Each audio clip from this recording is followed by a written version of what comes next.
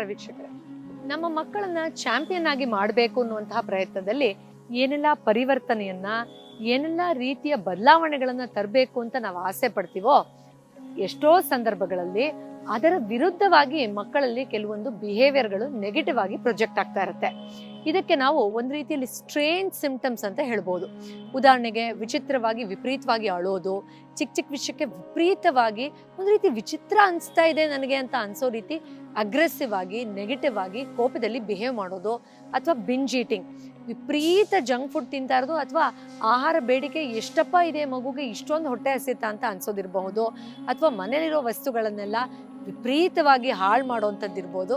ಈ ಥರ ಈ ಸಿಂಪ್ಟಮ್ಸ್ಗಳನ್ನು ಮೀರಿ ಇನ್ನೂ ವಿಚಿತ್ರವಾದ ಕೆಲವೊಂದು ಸಿಂಪ್ಟಮ್ಗಳನ್ನ ಮಕ್ಕಳು ಪ್ರೊಜೆಕ್ಟ್ ಮಾಡ್ತಾರೆ.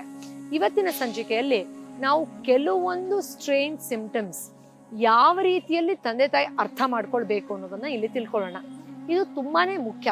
ಯಾಕೆ ಅಂದ್ರೆ ಮಕ್ಕಳು ಯಾವ ರೀತಿಯಲ್ಲಿ ಬಿಹೇವ್ ಮಾಡ್ತಾ ಇದ್ದಾರೆ, ನಾವು ಅದಕ್ಕೆ ಅವ್ರಿಗೆ ಹೊಡೆದು ದಬ್ಬಾಳಿಕೆ ಮಾಡಿ ಸುಮ್ಮನಿರಿಸೋ ಪ್ರಯತ್ನವನ್ನ ಮಾಡಿದ್ರೆ ಅದರ ಹಿಂದಿರುವ ಮೂಲವನ್ನ ನಾವು ಅಡ್ರೆಸ್ ಮಾಡಲಿಲ್ಲ, ತಿಳ್ಕೊಳ್ಳಿಲ್ಲ, ಅದಕ್ಕೆ ಸರಿಯಾಗಿ ಟ್ರೀಟ್ಮೆಂಟ್ ಕೊಡ್ಲಿಲ್ಲ ಅಥವಾ ಸಹಾಯ ಕೊಡ್ಲಿಲ್ಲ ಅಂದ್ರೆ ಮತ್ತಿನ್ನೊಂದು ಸಮಸ್ಯೆ ಆಗಿ ಅದು ಮತ್ತೆ ಮಗುವಿನ ಮನಸ್ಸಿನ ಮೇಲೆ ಅಥವಾ ತನ್ನ ಅಕಾಡೆಮಿಕ್ ಪರ್ಫಾರ್ಮೆನ್ಸ್ ಮೇಲೆ, ಆರೋಗ್ಯದ ಮೇಲೆ ಖಂಡಿತ ಪ್ರಭಾವ ಬೀರತ್ತೆ.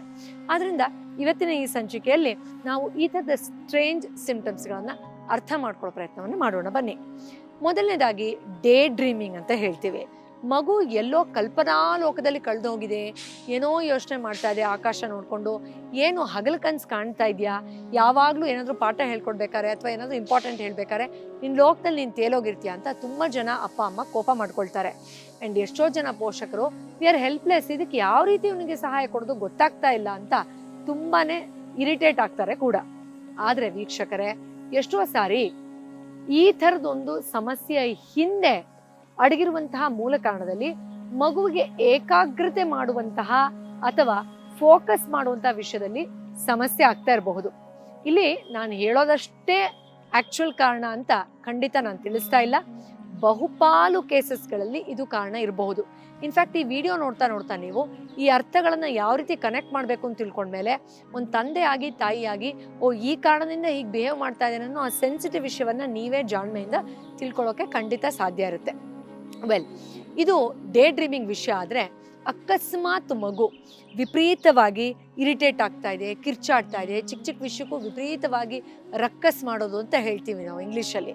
ತುಂಬ ಒಂಥರ ಏನಿದು ಮಂಡೆ ಮಾಡ್ತಾನೆ, ಚಂಡಿ ಮಾಡ್ತಿದ್ದಾಳೆ, ಅಥವಾ ಮನೆಯಲ್ಲೆಲ್ಲ ಒಂಥರ ಯಾವಾಗಲೂ ಗಲಾಟೆ ಮಾಡ್ತಾ ಇದೆ ಅನ್ನೋಂಥ ಸಮಸ್ಯೆ ಆಗ್ತಾ ಇದ್ರೆ ದಯವಿಟ್ಟು ಗಮನಿಸಿ ಸೂಕ್ಷ್ಮವಾಗಿ. ಮನೆಯಲ್ಲಿ ನಡೆದಂತಹ ಯಾವುದೋ ಒಂದು ಆಘಾತಕರ ವಿಷಯದ ನೆನಪು ಅಥವಾ ಕಿರಿಕಿರಿ ಒಳ ಮನಸ್ಸಿನಲ್ಲಿ ತುಂಬಿಕೊಂಡು ಅದನ್ನ ಯಾವ ರೀತಿ ವ್ಯಕ್ತಪಡಿಸ್ಬೇಕು, ಅದನ್ನ ಹೇಗೆ ರಿಲೀಸ್ ಮಾಡಬೇಕು ಅನ್ನುವಂಥ ಒಂದು ಮೆಚುರಿಟಿ ಇಲ್ಲದೆ ಇರೋದ್ರಿಂದ ನೀವೇ ಕೊಟ್ಟಿರೋ ಯಾವುದೋ ಒಂದು ಟ್ರಾಮಾ ಅಥವಾ ಮನೇಲಿ ನಡೀತಾ ಇರೋ ಯಾವುದೋ ಒಂದು ಭಾವನಾತ್ಮಕ ಉದ್ವೇಗದ ಗಲಾಟೆ ಮಗು ಇರಿಟೇಟ್ ಆಗೋ ಥರ ಆಚೆ ಹಾಕ್ತಾ ಇರುತ್ತೆ. ಸೊ ಮೊದಲು ನಿಮ್ಮಲ್ಲಿ ತಿದ್ದುಪಡಿ ಮಾಡ್ಕೊಳ್ಳಿ, ಅಥವಾ ಏನೊಂದು ಆಘಾತದಿಂದ ಮಗು ಹ್ಯಾಂಡಲ್ ಮಾಡೋಕ್ಕಾಗದೆ ಈ ಥರ ಇರಿಟೇಟ್ ಆಗ್ತಾ ಇದೆ ಅನ್ನೋದನ್ನ ಅರ್ಥ ಮಾಡಿಕೊಂಡು ಹೆಲ್ಪ್ ಕೊಡುವಂಥ ಪ್ರಯತ್ನವನ್ನ ಖಂಡಿತ ಮಾಡಿ. ಇನ್ನು ಎಷ್ಟೋ ಜನ ಮಕ್ಕಳು ತನ್ನ ಐಟಮ್ಸ್ ಮೇಲೆ ವಿಪರೀತ ಅಟ್ಯಾಚ್ಮೆಂಟ್ ತೋರಿಸ್ತಾರೆ.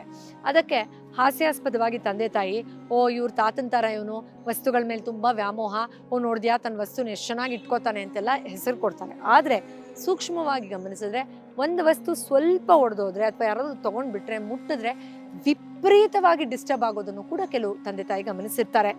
ಇಲ್ಲಿ ಈ ಅಟ್ಯಾಚ್ಮೆಂಟನ್ನು ಯಾವ ರೀತಿ ಬಿಡಿಸ್ಬೇಕು ಅನ್ನೋದಕ್ಕಿಂತ ಮಗು ಯಾವುದಕ್ಕೆ ಅಶ್ಯೂರೆನ್ಸ್ ಕೇಳ್ತಾ ಇದೆ ಅಂದರೆ ಫಿಯರ್ ಆಫ್ ಲೂಸಿಂಗ್ ಅಂತ ಹೇಳ್ತೀವಿ. ನನ್ನದೇನೋ ಕಳೆದು ಹೋಗುತ್ತೆ, ನನ್ನ ಹತ್ರ ಇರೋದೇನೋ ಬಿಟ್ಟು ಹೊಟ್ಟೋಗಿದೆ, ಚೆನ್ನಾಗಿರೋದು ಏನೋ ಇಮಿಡಿಯೇಟಾಗಿ ಡಿಸ್ಟರ್ಬ್ ಆಗಿಬಿಟ್ಟಿದೆ. ಉದಾಹರಣೆ ಕೊಡ್ತೀನಿ ಇಲ್ಲಿ. ನಾನು ಆಗಲೇ ಹೇಳಿದಾಗೆ ಹೀಗೆ ಎಲ್ಲ ಮಕ್ಳಿಗೂ ಆಗಿರಬೇಕು ಅಂತಿಲ್ಲ, ಸೂಕ್ಷ್ಮವಾಗಿ ತಿಳ್ಕೊಳ್ಳೋ ಪ್ರಯತ್ನ ಇದು. ಫಾರ್ ಎಕ್ಸಾಂಪಲ್, ತಂದೆ ತುಂಬ ಪ್ರೀತಿ ಕೊಡ್ತಾ ಇದ್ರು, ಜೊತೆಲಿದ್ರು, ಸಡನ್ ಆಗಿ ಏನೋ ಗಲಾಟೆಯಾಗಿ 6 ತಿಂಗಳಿಂದ ಬೇರೆ ಇದ್ದಾರೆ. ಸೊ ಹತ್ರದಲ್ಲಿರೋದು ಯಾವುದೋ ದೂರ ಆಗೋಯ್ತು, ಅದನ್ನು ಡೈಜೆಸ್ಟ್ ಮಾಡ್ಕೊಳಕ್ಕಾಗಿಲ್ಲ ಅಂದಾಗ ತನ್ನೆಲ್ಲ ವಸ್ತುಗಳನ್ನು ತುಂಬ ಹಿಡಿದಿಟ್ಕೊಳ್ಳುವಂಥ ಪ್ರಯತ್ನದ ಮೂಲಕ ಆ ಒತ್ತಡವನ್ನು ಮಗು ಹೊರಗಡೆ ಆಗ್ತಾ ಇರುತ್ತೆ. ಇದಕ್ಕೆ ಪರಿಹಾರ ಏನು? ಒಂದು ಪ್ಲೇ ಥರ ಮಾಡ್ತಾ ಹೇಗೆ ಈಸಿಯಾಗಿ ನಾವು ವ್ಯಾಮೋಹ ಬಿಟ್ಕೊಡ್ಬೇಕು ಅನ್ನೋದನ್ನ ಮಗುಗೆ ತಿಳಿಸೋದ್ರ ಜೊತೆಯಲ್ಲಿ ಯಾವುದು ನಮ್ಮಿಂದ ದೂರ ಆಗಲ್ಲ, ಆ ಥರದ ಆಘಾತ ಏನೂ ಆಗಲ್ಲ, ಏನಾಗಿದೆ ಅದನ್ನು ನಾವು ಪಾಸಿಟಿವ್ ಆಗಿ ತಗೊಳ್ಬೇಕು ಅಂತ ಪ್ರಾಕ್ಟಿಸಿಂಗ್ ಡಿಟ್ಯಾಚ್ಮೆಂಟ್, ಇದನ್ನು ಹೇಗೆ ನಾವು ವ್ಯಾಮೋಹ ರಹಿತವಾಗಿ ಸಂದರ್ಭಗಳನ್ನು ನೋಡಬೇಕು ಅನ್ನೋದನ್ನು ಕೂಡ ಮಗುಗೆ ತಿಳಿಸ್ಕೊಡುವಂತಹ ಪ್ರಯತ್ನವನ್ನ ತಂದೆ ತಾಯಿ ಖಂಡಿತ ಸೂಕ್ಷ್ಮವಾಗಿ ಮಾಡಬಹುದು. ಇನ್ನು ಎಷ್ಟೋ ಸಾರಿ ಮಗು ವಿಪರೀತವಾದ ಭಯವನ್ನು ಕೂಡ ಪ್ರೊಜೆಕ್ಟ್ ಮಾಡುತ್ತೆ. ಅಂದ್ರೆ ಲೈಟ್ ಆಫ್ ಮಾಡಿದ್ರೆ ಸಂಜೆ ಹೊತ್ತು ಪಕ್ಕದ ರೂಮ್ಗೂ ಹೋಗಲ್ಲ, ಟಾಯ್ಲೆಟ್ ಹೋಗಕ್ಕೂ ಅಮ್ಮ ನಿನ್ ಜೊತೆಲಿ ಬಾ ಅಂತ ಹೇಳೋದು, ಅಥವಾ ನಂಗೆ ಭಯ ಆಗ್ತಾ ಇದೆ ಅಂತ ಬೆಡ್ ವೆಟ್ಟಿಂಗ್ ಮಾಡ್ಕೊಳ್ಳೋದು. ಈ ತರ ವಿಚಿತ್ರವಾದ ಭಯದ ಸಿಂಪ್ಟಮ್ಸ್ಗಳನ್ನ ಮಗು ಪ್ರೊಜೆಕ್ಟ್ ಮಾಡೋದನ್ನ ಎಷ್ಟೋ ತಂದೆ ತಾಯಿ ನೋಡಿರ್ತಾರೆ. ಸ್ವಲ್ಪ ಪ್ರಮಾಣದ ಭಯ ಸಹಜ ಅಂತ ಹೇಳಿದ್ರು ಕೂಡ ಒಂಥರ ಟ್ರೊಮ್ಯಾಟಿಕ್ ಆಗಿ ಭಯವನ್ನ ಅನುಭವಿಸುವಂತ ಮಗುವಿನ ಮನಸ್ಸಿನ ಹಿಂದೆ ನಾನು ಆಗ್ಲೇ ಹೇಳಿದಾಗೆ ಯಾವ್ದಾದ್ರೂ ಒಂದು ಟ್ರೊಮ್ಯಾಟಿಕ್ ಇನ್ಸಿಡೆನ್ಸ್ ಮೆಮರಿ ಇರಬಹುದು.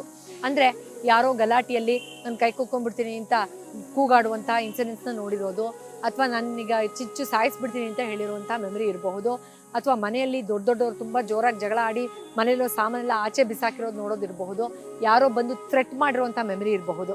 ನಾನು ಕಳೆದ ಸಂಚಿಕೆಯಲ್ಲಿ ಸಾಕಷ್ಟು ಸತಿ ಹೇಳಿದ್ದೀನಿ, ಗರ್ಭಿಣಿ ಇದ್ದಾಗ್ಲೂ ಕೂಡ ಯಾವ ತರ ಇನ್ಸಿಡೆನ್ಸಸ್ಗಳು ಭಯವನ್ನ ಇಂಡ್ಯೂಸ್ ಮಾಡುವಂಥದ್ದು ಆಕೆ ಅನುಭವಿಸಿದ್ದಾರೆ ಅನ್ನೋದು ಮಗು ಮೇಲೆ ವಿನಾಕಾರಣ ಭಯವನ್ನ ಪ್ರೊಜೆಕ್ಟ್ ಮಾಡ್ತಾ ಇರುತ್ತೆ. ಸೊ ಯಾವ ಈ ತರ ಇಮೋಷನಲ್ ಟ್ರಾಮಾ ಮಗು ಮನಸ್ಸಲ್ಲಿ ಕೂತಿದೆ ಅದನ್ನ ಅರ್ಥ ಮಾಡ್ಕೊಳ್ಳೋದ್ರಿಂದ ಅದರಿಂದ ಹೊರಗಡೆ ಬರೋಕೆ ಮಗುಗೆ ಖಂಡಿತ ಸಹಾಯ ಆಗುತ್ತೆ.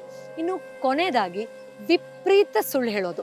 ಎಷ್ಟೋ ಸತಿ ತಂದೆ ತಾಯಿ ಹೇಳ್ತಾರೆ ಆ ವಿಷಯಕ್ಕೆ ಸುಳ್ಳು ಹೇಳೋ ಅವಶ್ಯಕತೆ ಇರಲಿಲ್ಲ, ಯಾಕಂದ್ರೆ ತುಂಬಾ ಕ್ಷುಲ್ಲಕ ವಿಷಯ, ನಾವು ಅವನಿಗೆ ಅದಕ್ಕೆ ಹೊಡೆಯಲ್ಲ, ಆದ್ರೂ ಯಾಕೆ ಅವಳು ಸುಳ್ಳು ಹೇಳ್ತಾ ಇದ್ದಾಳೆ ಅಂತೆಲ್ಲ ಪ್ರಶ್ನೆ ಮಾಡ್ತಾರೆ. ಇಲ್ಲಿ ಅಟೆನ್ಷನ್ ಸೀಕಿಂಗ್ ಅನ್ನೋ ಒಂದು ಪ್ರಾಬ್ಲಮ್ ಎಷ್ಟೋ ಜನ ಮಕ್ಕಳಲ್ಲಿ ಇರುತ್ತೆ.